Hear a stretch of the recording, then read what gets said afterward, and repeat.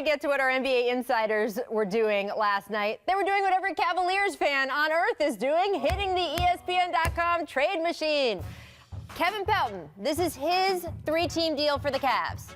Cavs would get George Hill, Derek Favors, Rodney Hood. Kings would get Iman Shumpert, Channing Frye. Jazz get Kevin Love, Richardson, Derrick Rose. Paul, do you like this trade? I don't like the trade for Cleveland, but you got to like it for Utah because they're trying to make a playoff push. You had a Kevin Love with Donovan Mitchell, Rodney Hood.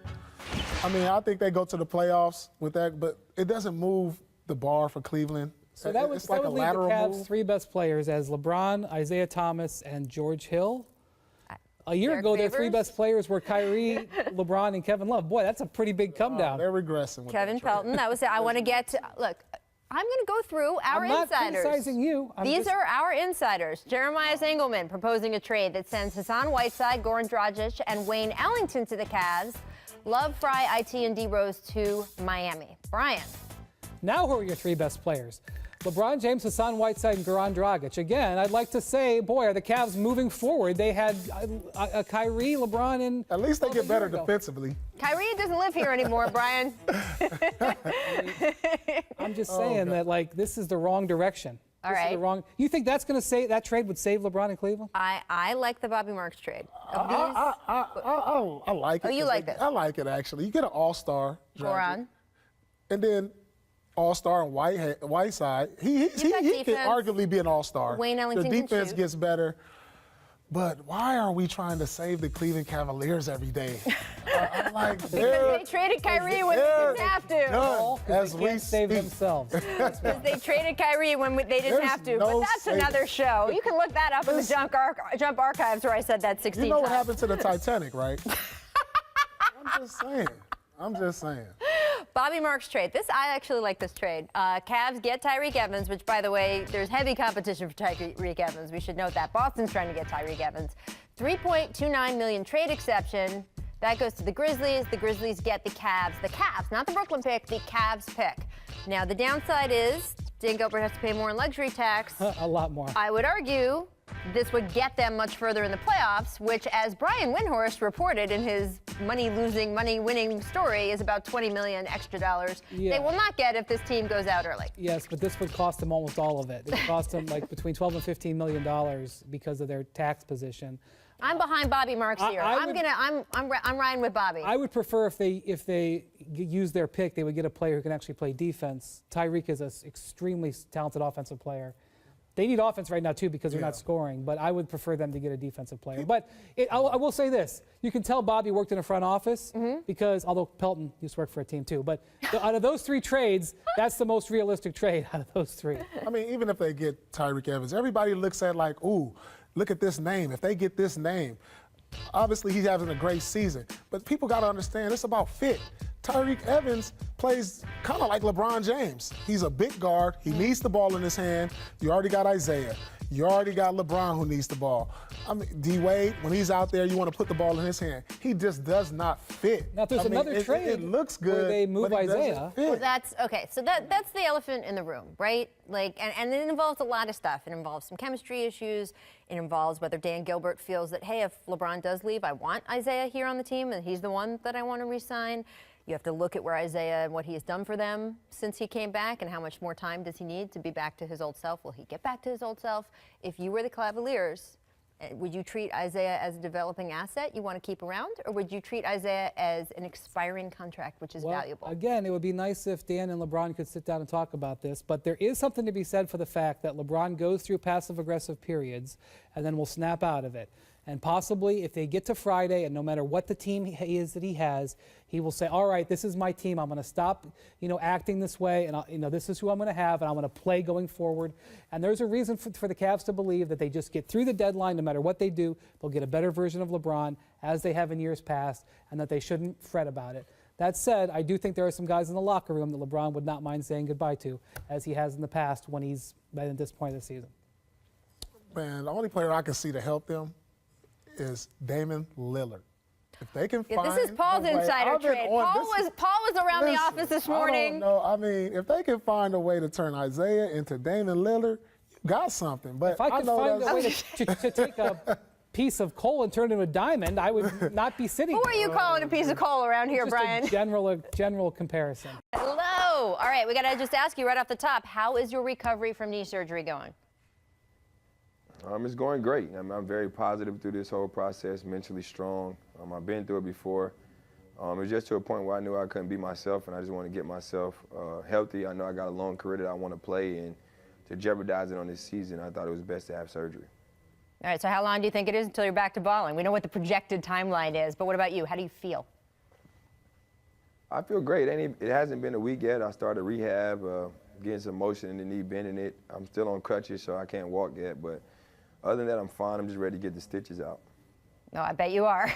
And of course, the Wizards have been winning while you have been out. And every time someone makes a comment about how good the ball movement is, how good the team spirit is, there has been a lot of speculation, John. Those are veiled shots at you. And I want to also note, Brad Beal came out, said there is no question we are a better team when John Wall is on the floor. What do you think when you were hearing all this stuff? It was funny to me at first just to see some of the things that people were saying and certain type of comments, but like I said, I've seen these guys put in a lot of work every day. I know these guys, we always say the motto is the next man up no matter what. I think we moved the ball well early in the season, we just couldn't make shots, and then we couldn't defend at all. I think now guys are stepping up. The first unit and second unit are playing very well, but it was kind of shocking to hear a couple people say the ball is moving a lot better when that's what I pride myself off of, is being more happy when my teammates are scoring than I am. John, what up, man? It's Paul. Hey, right now y'all are 4th in the East. The guys have been playing solid basketball with you out. When you get back, because I said there's no way that this Washington team can go far in the playoffs without their superstar like you. They can get through a regular season, but playoffs, we all know that's a different game. What do you see the ceiling is for y'all ball club? Because the way I look at the East is wide open right now, and you guys look dangerous. I think it's great. Like you said, when I come back, I'm going to play the same exact way. I mean, like I said, I can see a guy go 0 for 20 on the side. If he's open, I'm going to make the right play. I think the most important thing for me is I want to be able to play defense the way I'm capable of, and I think that's what was hurting our team. Me just not being able to guard the person the way I wanted to, and then just couldn't create as much. And I think this is showing me a little bit more that other guys can create off pick and rolls and other guys can make plays. And I think that's going to make my job a lot easier.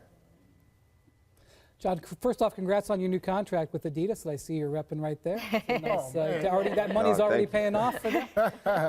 So you guys have made some trades recently around the deadline. Last year you made a couple of deals. Earlier today I reported that Marcin Gortat is being talked about in some trades out there. What do you think about him? What do you think about maybe making a move before the deadline with the team? March has been a great teammate. No matter if he gets traded or stays with the team, he's always been a great teammate. He's been a great professional. He makes my job a lot easier. We had one of the best pick and roll tandems in the last couple of years. He sets screens. He knows how to get me open. He definitely catches the ball and finishes plays. It's all up to the front office to make those decisions. Me as a franchise player and a leader, I just try to do my best to prepare myself and prepare my team to go out there and play. I think they know what's best for us to add a piece or not. We always make trades at some point in time, and I think they'll do the best job what's best for our team. John, I want to follow up on what you said about the fact that you have always taken pride in your teammates scoring, because it's on the record. You've said that in interviews with me. You've said that in interviews with other people. So have you gone back since some of these comments have come out or some of the speculations come out to talk to your teammates about this stuff? No, I just think if you have a problem with anybody as a man, and the principles I stand on is you talk to them face to face. So they have my number or they can see me in person, and if we have any discomforts, we can talk. Man, listen, some of these contracts that some of these guys have on the Wizards are because of this guy. They should be happy. So they should be thanking you, big fella. Keep doing what you're doing. Get healthy, man. John, is watching the hardest thing? Having to sit back and watch? Watching is definitely the hardest. Yes, watching is definitely tough. But, you know what I mean, like I said, I'm always prideful when my team is winning and guys is playing well. You know what I mean? That's the most exciting thing, to see somebody else do a great job. And me as the leader of this team, I'm at home watching every game with my game ready on, supporting my team, and hopefully those guys do well and we can keep the winning streak going. Well, we know how competitive you are. We know you just want to get back out there, and I know that everybody who likes basketball can't wait to see you out there, too. I want to thank you for joining us. You got that grit and grind look, man. You need a cut. What a cut. You're not getting a cut? No, I'm not getting. This is my cut. I'm taking the All-Star. This is my cut. I'm taking the All-Star. The grit and grind look going on. We got some fun. We got some fun things. No, but with Kumo Tires, we got some fun things going on down there. Because you know me, I like crossing people, Paul. So we got this little program called Hip Hop Handles, where, you know what I mean, the fans get opportunity to send in a video of them showing off they creative ball handling skills, and they get a grand prize to get to go see all the festivities down there and take a guess. The program ends on Thursday, so they got to send in their videos to kumohandles.com if they want a chance to win. Yeah, this is fun. I love these little videos. I think it's going to be great. We're so psyched you're still coming out here, LA, to All-Star, even with the surgery. So thank you very much. Good luck with the hip-hop handles, and we will see you soon, John Wall. Brian was frothing during the break, so we got to bring back the tampering conversation. If you missed the top of the show, the NBA announced it has fined the Lakers $50,000 for violating the league's anti-tampering rule. These is in response to statements that Magic Johnson made about Giannis Antetokounmpo, and I want to be clear, when Magic was dinged for tampering with Paul George, it was because he was kind of hinting around about Paul George and the Lakers loving him and wanting to pursue him. These comments, which are clearly a little bit about his second offense, but the question is, was it an offense? The comments were him speaking as Magic Johnson, the former Laker great, comparing himself to Giannis as a player, and then saying, and this seems to be the opposite of tampering, he is doing great in Milwaukee. He is going to put Milwaukee on the map again and win them, a couple of titles. Okay, so let's just go by the book here. If this was not another general manager, if this was another general manager who was not an all-time NBA great, and he commented about Giannis, he would have been held to the same standard. And in a way, this is the NBA holding Magic to the same standard that they would hold John Horst of the Bucks. What's the standard? If I know. You just say let me, this guy is going to do well for that franchise. Let me go just throw through the technical rules. And Magic has been told and fined before, don't do this. So he knew that he shouldn't have towed the line. So the NBA is technically following the rules here that they expect all the other general managers to take advantage to follow. That said, tampering in the NBA is rampant. Tampering goes on nonstop all the time, and it's one of the things people complain about more than anything. So it is the NBA's trying to tap it down, but also what they let people get away with is kind of laughable. And for me, I want Magic Johnson as an all-time great to be able to comment about current players. I think that's good for the league. I don't want Magic to not be able to talk about LeBron James and comparing his greatness and his 5 titles to LeBron's 3 titles. We at this company and we as NBA fans want Magic to do that.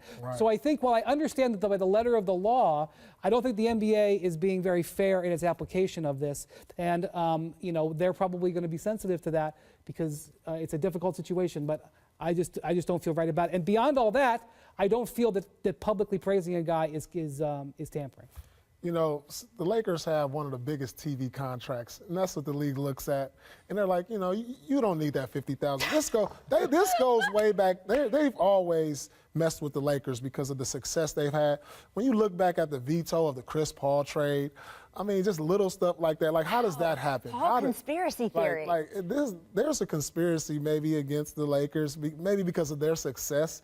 How did they end up with Paul Gasol and all of a sudden win 3 more championships? It's just the Lakers. It's something about the Lakers. This conversation. Wait, I'm sorry.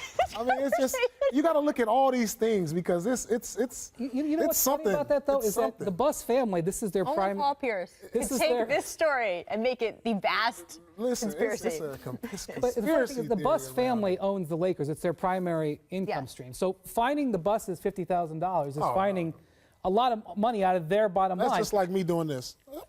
No, you know what that is? That's the Steve Ballmer who lost like $1 billion yesterday in the market, and he'll probably gain $1 billion back by next week. Right.